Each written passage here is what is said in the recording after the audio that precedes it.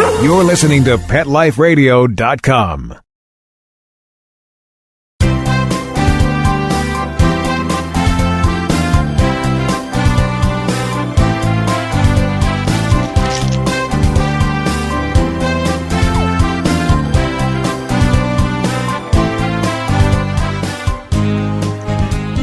Well, good afternoon to everybody out there here on Pet Life Radio. You're listening to Dr. Jeff Werber here on Ask the Vets with Dr. Jeff, and I am thrilled to be here on this lovely, I guess I deserve it because I'm always boasting about how great it is to be here in Southern California, sitting here in Los Angeles. Last week it was 86 degrees, and we had a lot of rain in the last day or so.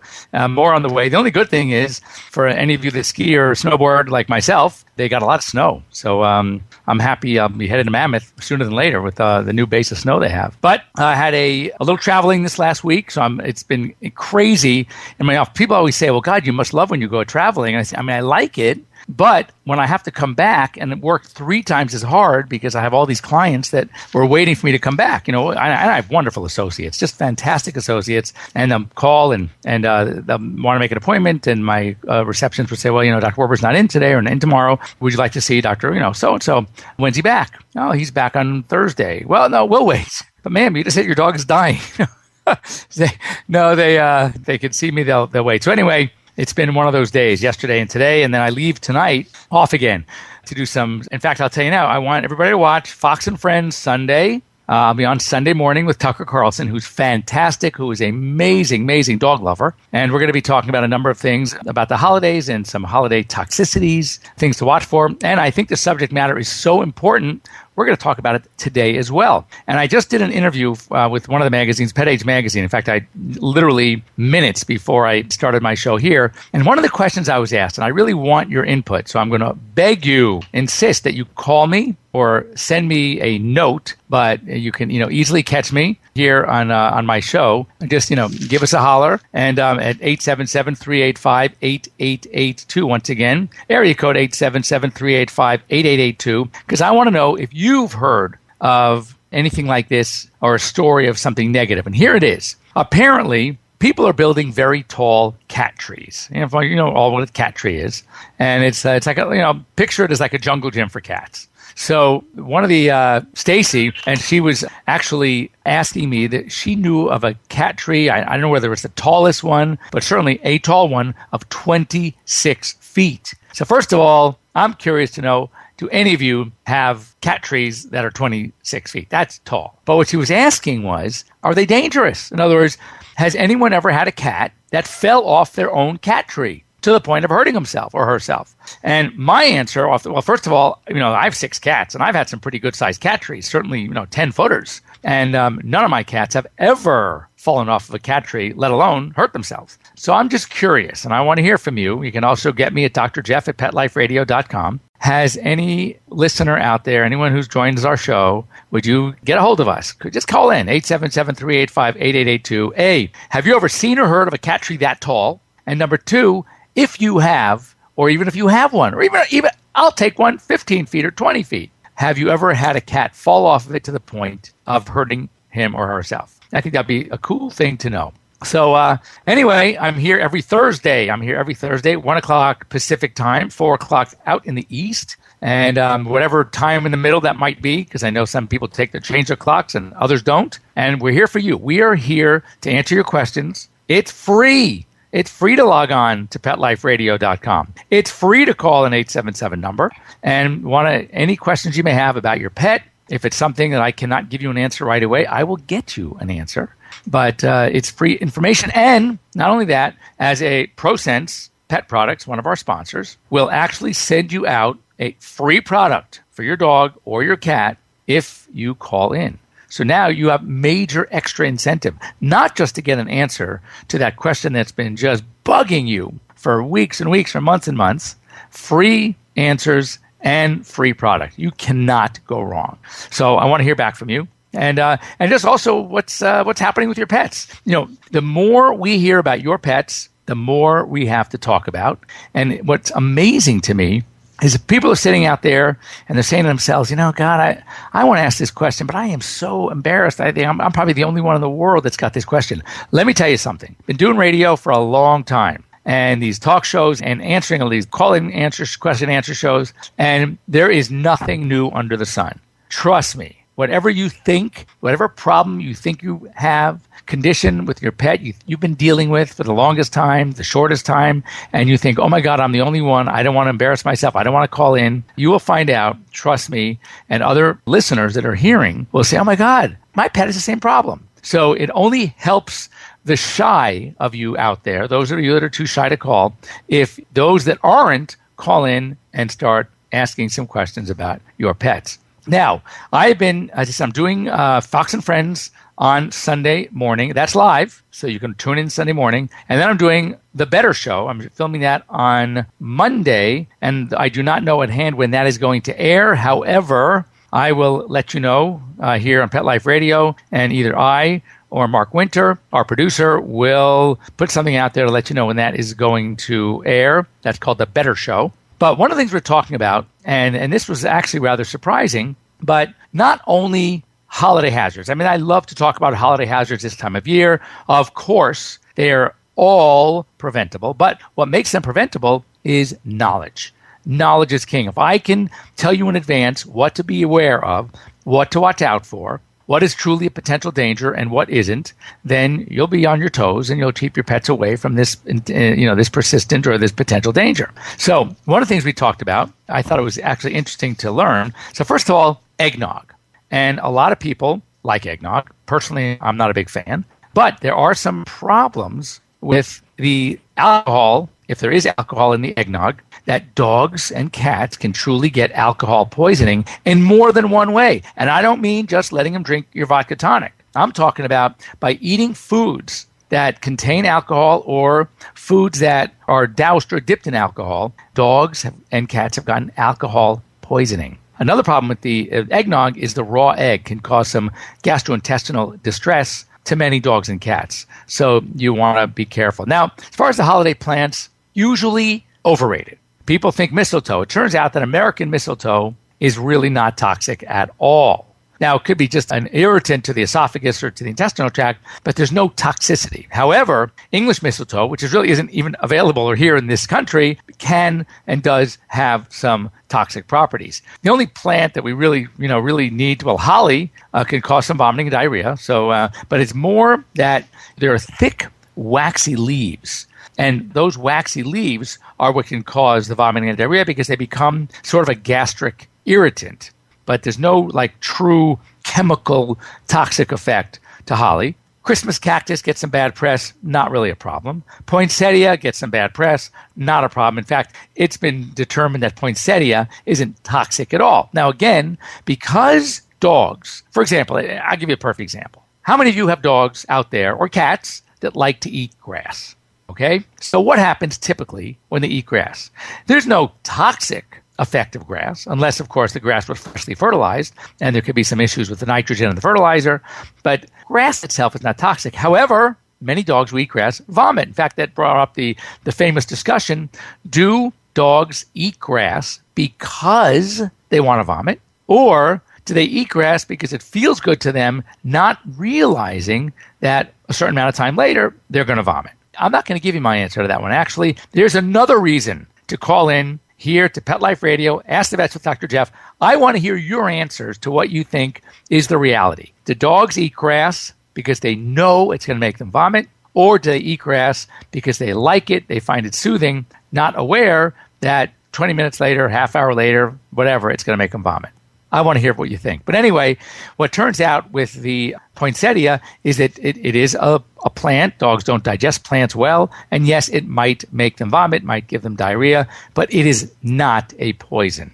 Now, it leads us to a plant that is a poison. Fortunately, it's not a plant that's usually made into these wreaths that go on a door or things that you hang from a tree, but lilies. Lilies are potentially deadly to cats. Not only the lily plant itself, but actually, if you have lilies in a vase and you have them in water, if a cat drinks the water from those lilies, they too can become toxic. It causes severe kidney disease, and that is a problem as well. So just know that lilies are to be avoided at all costs in your home if you have cats. And if you do have lilies, keep them very high up. Not that usually that stops a cat, because it's not going to stop a cat, but make it very, very difficult for them to get to. Or better yet, keep your cats in a different room. Don't expect the height to keep a cat away. In fact, to a cat, that's just more of a challenge. Now, how about cake, fruit cakes? So in the surf, we say, well, come on, it's a fruit cake. But what a couple of things that are in fruit cakes that could be a problem. So we are going to keep you hanging, and we are going to be back in a second. We're going to take our break. I want to once again thank our sponsors, which are ProSense Pet Products and Walmart for carrying our full line of ProSense Pet products. And we will be back after these quick messages. Stay tuned. We'll be right back, right after these messages. Stay tuned. Every pet is unique. Maybe they're gray in the muzzle, yet young at heart. Maybe they're growing out of the puppy stage and into their paws and ears. Or maybe they're just trying to maintain a more girlish figure. At PetSmart, we have the right food for your pet at a great value for you. PetSmart. Be better together. Go to PetSmartDeal.com and save up to 30% on awesome gifts for the pets and pet people in your life. Toys, collars, leashes, PetSmart gift cards, treats, and more. Go to PetSmartDeal.com today. PetSmartDeal.com. Dyson. The new Dyson Animal Vacs are powerful bagless upright vacuums for homes with pets. Air muscle and radio root cyclone technology generates the strongest suction power to powerfully remove dust, dirt, and pet hair from the home or car. To order your Dyson Animal Vac, go to DysonDeals.com. DysonDeals.com to order your Dyson Animal Vac today. Dyson. Music to your ears. This year, Americans are expected to spend a jaw-dropping $36 billion on their pets. From lighted leashes to high-end spa products, the discriminating pet owner can find just about anything to pamper his or her pet. Hi, this is Michelle Fern. Join me every week for Best Bets for Pets, where we'll talk about the latest pet products and talk to the companies that make them. Best Bets for Pets, every week, only on PetLifeRadio.com.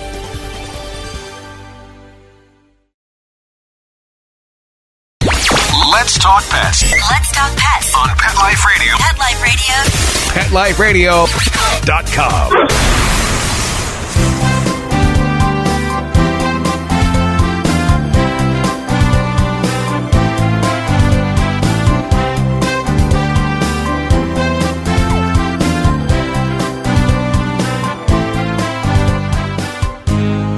Welcome back, and thanks for joining me here live on Pet Life Radio. You're here live with Dr. Jeff Werber at Ask the Vets with Dr. Jeff. And before the break, we talked about something as relatively benign, one would think, about fruitcake. What do you think might be a problem? What do you think could be in fruitcake that would cause an issue? All right, and let's see if one is fairly astute. But two of the ingredients that are actually very, very common in fruitcake, number one is going to be raisins, and number two, currants. Currants. And the reason is that currants, believe it or not, well, obviously anyone who knows currants, are in the raisin family. So the toxic portion that nobody really knows exactly what it is of raisins and grapes are also in many of the currants. So that's something that we have to avoid. Another thing about fruitcake, and had I known this, I probably would have eaten more of it or would eat more of it, but a lot of fruitcake is laced with alcohol. And boy, I missed it because I'm not a big fan of fruitcake, but I don't mind the alcohol. So I'm thinking, oh my God, had I known that, maybe it would have made it taste better. I don't know. I just think it tastes that good. But anyway, and alcohol, now, understand this, not cooked alcohol. If you are adding like rum cake and you're adding rum to the mix and you're baking it, then you are baking away the alcohol. You are keeping the rum taste, which is why people like rum cake. But a lot of these rum cakes, a lot of these fruit cakes that have alcohol in them are also either dipped or laced in the topping with alcohol, which is probably why they're so popular. Because it's not necessarily because of the taste. But anyway, my opinion, of course. But alcohol can cause toxicity in dogs and cats. It can cause, well, first of all, hypoglycemia, low blood sugar. It can also cause ataxia. Ataxia is sort of like a weakness, a wobbly. When dogs are ataxic, one of the ways to characterize them is they look like they're drunk. And sure enough, when they drink alcohol, they are. Respiratory distress, bradycardia, which is a slow heart rate. So really, as you're listening to these symptoms, respiratory distress, slow heart rate, low blood sugar, ataxia, which is weakness, wobbliness, and you're talking about a drunk. You're talking about just like a person who is drunk. This, when I was reading and researching all the symptoms and the problems and the fact that it's real, I have to laugh because obviously those of you listening know that I want to be a vet ever since I was probably 5. So for me, of all the high school graduation presents that might get someone excited, the one that got me excited the most was my very own Labrador. And I had a Labrador Retriever. His name was Thor, and Thor was a big black lab. He was actually a magnificent lab. And he was my high school graduation present. So, of course, he came to college with me. Now, I went to Berkeley. This is going back to the early 70s, and you can kind of imagine the tone of Berkeley in the early 70s. I don't think the professors were much better off in many ways than the kids, the students. And by better off, I mean, maybe sober, if you will. So I don't think they even knew or maybe even cared that Grover would come to class with me almost every day. He would sit in these big lecture halls, and he would come in with me, sit at my feet, didn't bother anybody. And he sort of became, I don't know, like my little mascot. Well, one day we were having there was a fraternity party going around near where I was, and I had an apartment nearby, and I was friends with some of these guys. And, Thor being a big Labrador, and he was obviously very social and very friendly, and everybody knew him and loved him. So all of a sudden I'm hearing a bunch of commotion, about maybe 15 feet away from me. So I go over to see what the heck is going on. And one of the guys was holding his beer down sort of a little low. He was talking to somebody, and his beer was in his hand, and his hand was sort of extended. And all of a sudden, he felt a lot of like slobbering and dripping on his hand. So he looks down, and there was Thor helping himself to this guy's beer. Well, instead of just lifting his beer away and saying, "Hey, Thor, cut it out," he said, "Oh my God, this is hysterical. This dog loves beer." So before you know it, all these guys were offering Thor their beers. And if I tell you, Thor got drunk. He could not walk a straight line. So now, firsthand, I can tell you what the ataxia, the weakness and wobbliness of alcohol, can do to a dog. Fortunately, at 120 pounds, 110 pounds, he was huge. It wasn't enough to cause any major problems. Of course, I wouldn't let him do it again, but interestingly, he wanted to. Now, I don't know. He's a Labrador. Labradors, as you know, will eat anything that's not bolted down or doesn't eat them first. But he loved beer. Whenever I would have a beer, he always wanted beer. And I'm not sure whether it was the taste, which I can't imagine because I didn't even acquire a taste for beer until I was in college. Or maybe he just liked that feeling of being, totally out of control. But he was, and it was very cute at the time, of course. So that is a problem. So alcohol, beware. Raisins, currants, and fruitcake, beware. For cats, lilies, beware. Oh, and a lot of the other plants, as I said, it's not that they're toxic, but they can cause some gastric irritation. But I want to talk about a few other things. Thanksgiving, there are a lot of desserts out there, and there's a lot of fatty food. And the stuffing could be fatty. If there's ham, could be fatty. Dark meat turkey could be fatty. Turkey skin could be fatty. And, of course, the fixings. The desserts, we'd already talked about fruitcake, but even chocolate can be a problem. Again, they'd have to eat a whole lot, but it still can be a problem. And then another complicator we have this year is that as of the 28th, which is Thursday, starting Wednesday night, is also the holiday of Hanukkah. And two favorite foods for that holiday are potato pancakes, fried, and donuts, fried. Do not let your dogs eat this fried food.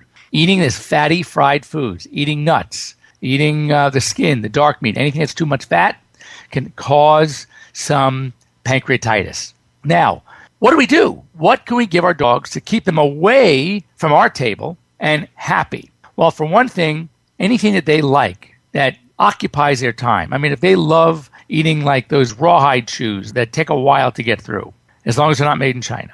If they like bully sticks, again, as long as they're made here in the U.S., and they're used to them, then maybe let them, as everyone's sitting down, give them their old, big, fat, nice bully stick or rawhide chew, and let them just enjoy. Marrow bones. Marrow bones, to me, I'm not a big fan, because marrow, also, like the other fatty foods we talked about, do have a pretty high fat content. And when it comes to things like that, I worry about them eating it, and it's good, so they're going to try to eat it, but I worry about pancreatitis as well. And the last thing you want to ruin your wonderful family holiday time together is to have to rush your puking, painful dog or cat to an emergency facility because they ended up giving themselves pancreatitis by getting into the garbage, getting into the remains of all that food, getting into the turkey bones, turkey skin, dark meat turkey, ham, potato pancakes, you name it. We got to be careful. So I hope that gives you plenty of information to know what to beware of, what to watch for, and what to allow. So far, here we are. We have 3 or 4 minutes left. No one has called in, and I want an answer from you as to why do dogs eat grass? And no one's called in, and you're going to force me. The truth is, nobody knows for sure, but I have my theory, and I'm going to have to give it to you unless somebody calls in really fast. But here's my theory, that dogs aren't smart enough to avoid something if it causes the undue reaction, in this case vomiting, after about 15 to 20 minutes. If they eat something that causes immediate vomiting within 5 to 10 minutes, then that can suffice. That's what we call avoidance therapy. So if they get something that makes them vomit fairly quickly, fairly soon after ingestion, most often, they will not go back to it. But for any of you that have had dogs that have eaten grass and vomit from it, guess what? They go back. So it's unlikely that they sense that they're doing it for the purpose of making them vomit. So why do they eat it? Well, I think they eat it for a number of reasons. First of all, if you chew on blades of grass, it's kind of sweet. Chlorophyll has a naturally sweet taste. And I do believe that it does create a soothing effect to them if they have, in fact, some sort of gastroenteritis, a gastric irritation. So I think they like the moisture. I think they like the sweetness. They like the taste. And they don't realize that a half hour later, or sometimes more, maybe sometimes a little less, that same thing they just ingested for the good reasons is going to make them vomit. So that's my take. I'd love to hear yours. If any behaviors are out there, or if anyone has actually studied this and can show me proof, I'd like to see it. But until then, I'm going with my theory, which is they do it because they like it, it's sweet, and it's going to make them, well, in many cases, it'll make them vomit, but it's not going to make them vomit for quite a while. Anyway, this at, 429 for you back east brings us to the end of another show. Once again, it was great being here. We will be here next week. Now, next week is Thanksgiving, and unless something else like some family function gets Mark out of the studio, we will be here to join you next week. And I'd love to hear some good Thanksgiving stories, anything that you want to share with us, anything for your pets. Let's just go ahead and give us the answers. So we will see you next week, same time, 1 o'clock Pacific time, 4 o'clock back in the East.